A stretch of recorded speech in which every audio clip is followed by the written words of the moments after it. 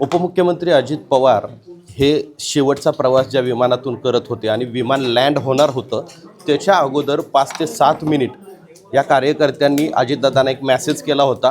विमान रेंजमध्ये आलं आणि त्यावेळेस अजितदादांना तो मेसेज पोहोचला आणि तात्काळ शेवटचा कॉल, शेवटच्या 5 मिनिटापूर्वीचा कॉल श्रीजित पवार आहेत यांना आला आणि त्यांनी आत्ता ते रेकॉर्डिंग मीडियाच्या समोर ऐकवलेलं आहे.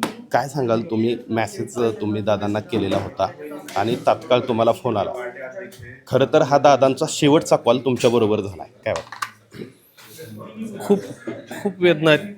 हा शेवटचा कॉल दादांचा नव्हता व्हायला पाहिजे. अगदी त्यांच्या जागी मला जरी कधीही विचारलं असतं देवाने की तू येतोयस का दादा, तर मी न विचार करता सुद्धा मी स्वतः जायला तयार होतो. कारण मी माझ्यासारखा एखादा कार्यकर्ता गेला तर माझं एकट्याचं घर थांबेल.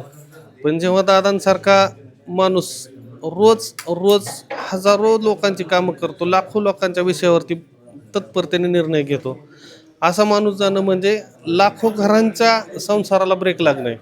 हे एका घराचा विषय नव्हता. खूप सगळ्यांना महाराष्ट्राला ही म्हणजे अतिशय दुःखद घटना आहे की ह्याच्यामुळे सगळ्यांच्या संसाराला, सगळ्यांच्या व्यवसायाला सगळीकडे इफेक्ट होणार आहे. त्याच्यामुळं खूप अत्यंत म्हणजे मनातून वेदना आहेत. दादांचं विमान जे आहे ते साधारणतः 8:45च्या सुमारास कोसळलेलं दिसतं.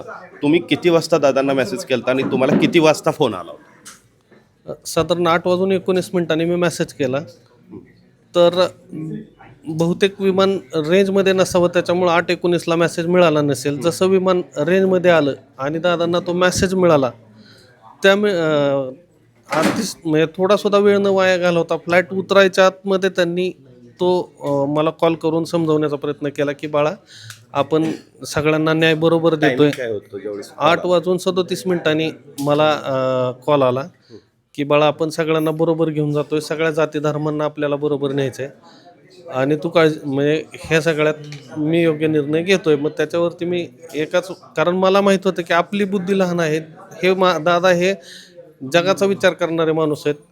तुम्ही जो निर्णय घ्याल तो योग्य. इलेक्शनचा काळ होता, काहीतरी राजकीय समीकरणं होती, अशाच अनुषंगाने तुम्ही मेसेज केलेला होता.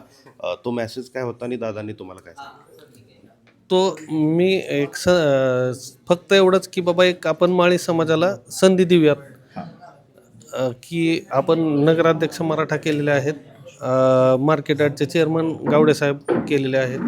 मग ह्यातून आपण एक माळी समाजाला संधी देऊयात. पण ते मला माहीत नव्हतं की जिल्हा परिषदेला ऑलरेडी दादांनी माळी समाजाला सुपे गटातून संधी दिलेली आहे, किंवा दिगंबर दुर्गाडे साहेबांसारखे, किंवा सगळेच रुपालीताई चाकणकरांसारख्या सगळ्यांना ऑलरेडी दादांनी दिलेलं आहे. हे माझ्या ज्ञात नव्हतं. त्याच्यामुळं ते मला समजवलं की बाबा, आपण सगळ्यांना बरोबर घेऊन जाऊयात, सगळे जाती धर्म सगळ्यांना आपल्याला एक ठेवायचं आहे.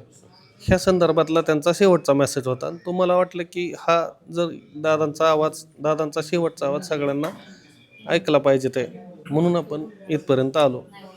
तर हे होते श्रीजित पवार, ज्यांना अजित पवारांचं शेवटचं बोलणं म्हणजे 5 मिनिटापूर्वीचं विमान लँड होण्याच्या अगोदरचं जे बोलणं आहे ते यांच्याबरोबर झाले. आणि त्याच्यामध्ये सुद्धा अजित पवारांनी एकच सांगितलं की सर्व समाजाला, सर्व जाती धर्माच्या लोकांना आपण बरोबर ठेवत आहोत.